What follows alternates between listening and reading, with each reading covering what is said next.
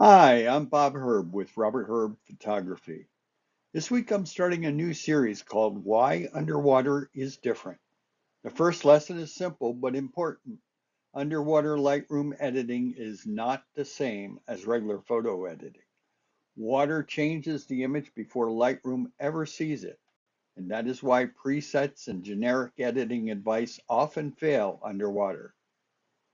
Let's start with what water does to the image before we ever open Lightroom. The reason underwater editing feels different is that water changes the image before Lightroom ever sees it. Color drops off with depth. Contrast fails as we shoot through more water. Detail gets softer with distance. Backscatter reduces clarity. Mixed ambient light and strobe light can create uneven color.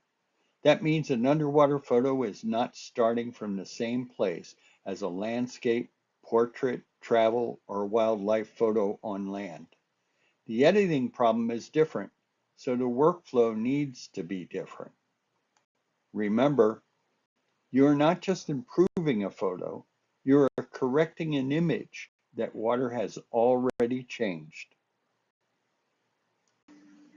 A lot of Lightroom advice you hear and see is not wrong. It's just built around a different starting point.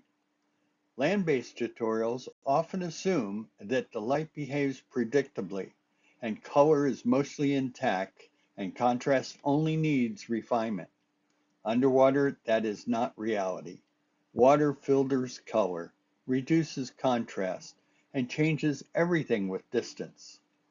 So if you apply land-based editing logic to an underwater file, you may make the image look different, but not necessarily better or more natural. Same software, different starting problem.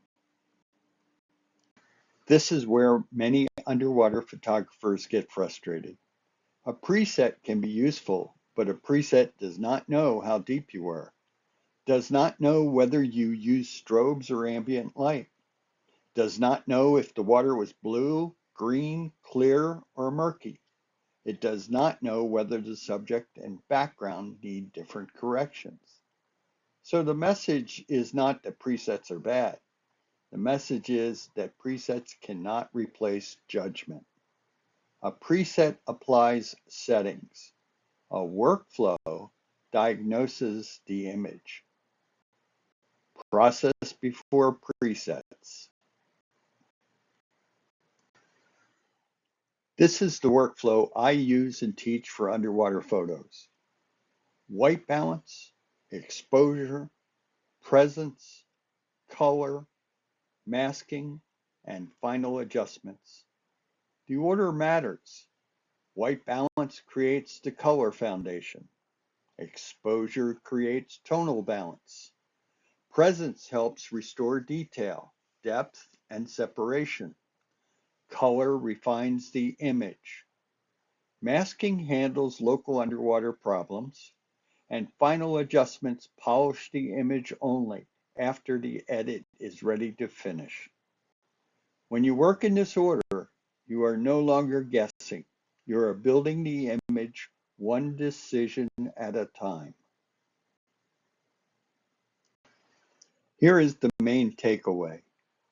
Underwater photographers do not need more random Lightroom tricks. They need a workflow built for the underwater problem. If your edits have been inconsistent, too blue, too green, too saturated, too flat, or just unpredictable, it may not mean that you are bad at Lightroom. It may mean that you are using the wrong sequence for the type of image you are editing. That is why sequence matters so much. If this helped you understand why underwater editing feels different, I invite you to read the full blog post and grab my free guide, 10 Lightroom fixes every underwater photographer should know. And if you want to see the full workflow taught step by step, join my free masterclass, Structure Before Drama. Next week, we will look at the first step in the workflow, white balance.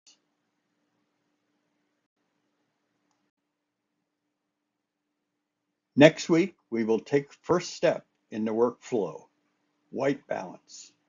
We will look at why white balance must come first underwater and why starting anywhere else often makes the entire edit harder.